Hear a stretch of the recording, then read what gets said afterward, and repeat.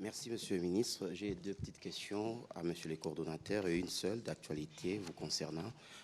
Monsieur le coordonnateur, votre programme est en principe un processus destiné à réinsérer d'anciens combattants dans la vie civile. Or, nous parlons des démobilisés qui possèdent toutes les notions ou la maîtrise du maniement des armes. Dans ce contexte, quelle est la relation entre le PDD-RCS et la réserve armée de la défense? Deuxième question, le financement et la coordination avec les partenaires internationaux restent des enjeux majeurs. Votre programme dispose-t-il aujourd'hui des moyens nécessaires pour atteindre ces objectifs? Autrement, quel est aujourd'hui le niveau de financement de votre programme? Monsieur le porte-parole du gouvernement, vous avez évoqué les accords de Washington tout à l'heure.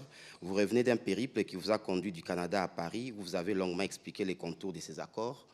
Quel regard, quel ressenti avez-vous perçu chez les Congolais de la diaspora quant à l'engagement du gouvernement dans cette dynamique de partenariat avec les États-Unis? Alors, merci pour cette question pertinente. Je crois que je vais commencer par là. Il y a un gros intérêt.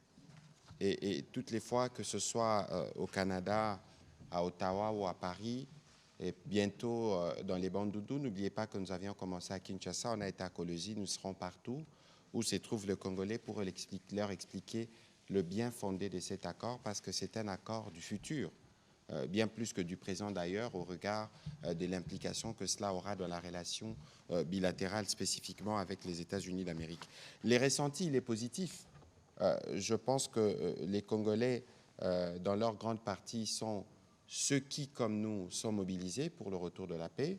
N'oubliez pas que nous avons, et c'est l'occasion de saluer la grande mobilisation de la diaspora pour dire non à ce qui se passe dans l'est de notre pays. Vous les avez vus plusieurs fois dans les cas de Congolais Téléma ou dans d'autres émissions. Donc le ressenti, il est plutôt positif, mais il reste néanmoins un défi que nous devons tous relever, c'est les défis justement de combattre la désinformation. Parce que comme vous le savez, cet accord est un accord qui a mis en péril les calculs expansionnistes et politiciens ou criminels du président rwandais.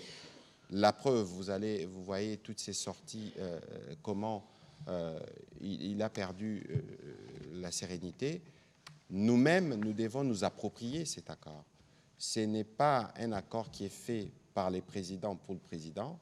Le président, comme nous avons engagé les pays, mais cet accord est appelé à durer longtemps. Et c'est pour ça que nous recommandons à tous les Congolais, partout où ils se trouvent, de les lire. L'accord, évidemment, pour ceux qui en auront l'occasion, verront des copies distribuées. Nous avons d'ailleurs en imprimerie, en chantier, des copies dans les langues nationales, mais nous n'en aurons sûrement pas 100 millions.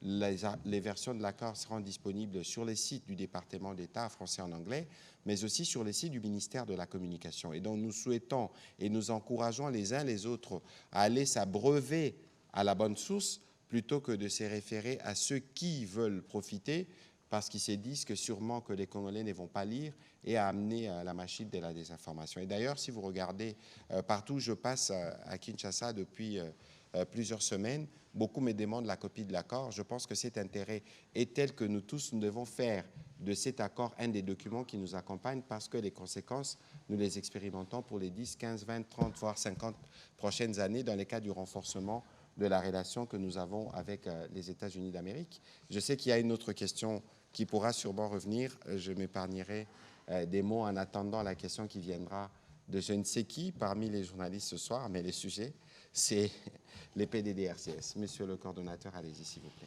Merci beaucoup, Excellence. Je commence par la première question. Comme j'ai eu à le dire,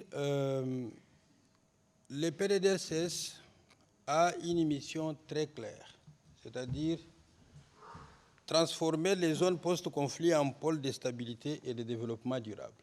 Et pour y arriver, on utilise en même temps les combattants qui sont désarmés pour qu'ils participent eux aussi à la reconstruction de leur zone. En d'autres termes, on prend les hommes et les femmes qui sont dans les groupes armés, on les amène à la vie civile. Point.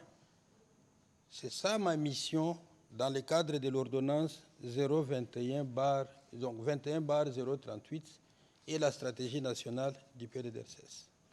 Tandis que la RAD a une autre mission, c'est celle de prendre les gens dans les communautés et les former, les positionner pour les orienter selon sa stratégie et sa politique. En définitive, il n'y a pas une quelconque confusion qu'il faut établir entre le PDDRCS et la RAD. Il s'agit de deux structures bien distinctes avec des missions très claires et qui n'ont pas une quelconque confusion dans leur travail. La question des financements que vous évoquez, je crois que j'en ai parlé assez longtemps tout à l'heure. Le programme est très complexe.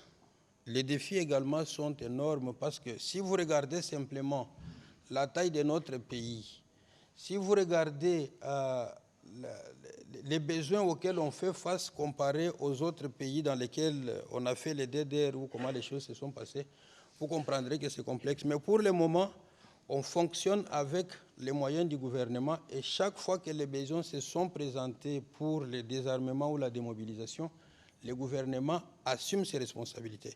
Et à côté de ça, nous sommes accompagnés aussi par les partenaires techniques et financiers que je salue en passant parce que les partenaires-là ne nous remplacent pas, ils nous accompagnent. Et ce qui nous réjouit aujourd'hui, c'est qu'ils nous suivent. Les devants, je l'ai expliqué tantôt, le désarmement et la démobilisation, c'est à 100% couvert par les moyens du gouvernement. Et déjà, le gouvernement a fait même un pas de plus parce que nous sommes actuellement dans la réinsertion et dans les Tanganyika, je vous ai même parlé des infrastructures comme l'eau que nous sommes en train de faire, tout ça avec les moyens du gouvernement et les partenaires nous accompagnent dans ça. Donc, aujourd'hui, il n'y a pas d'inquiétude, les choses avancent normalement bien et nous sommes à mesure de réaliser les missions qui nous ont assignées.